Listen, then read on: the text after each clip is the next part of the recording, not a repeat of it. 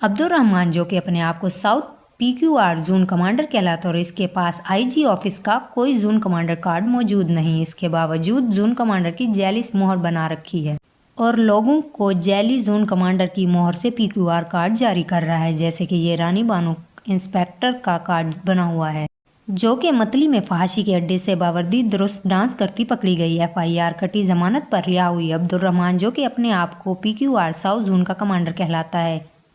Force PQR कौमी रजाकार rule के मुताबिक डिस्ट्रिक्ट कमांडर मसावी रैंक डिप्टी सुप्रीडेंट पुलिस, इससे बड़ा ओहदा PQR में नहीं। फिर भी अब्दुल रहमान जोन कमांडर की जैली मोहर से PQR के कार्ड जारी कर रहा है। अगर इसके पास जोन कमांडर का कार्ड है तो सामने लाए लेडीज रानी बानो इंस्पेक्टर PQR का कार्ड अब्दुल रहमान ने जारी किया। इसकी भर्ती फाइल मुकम्मल ख्वाहिश भी मालूम किए जाएं।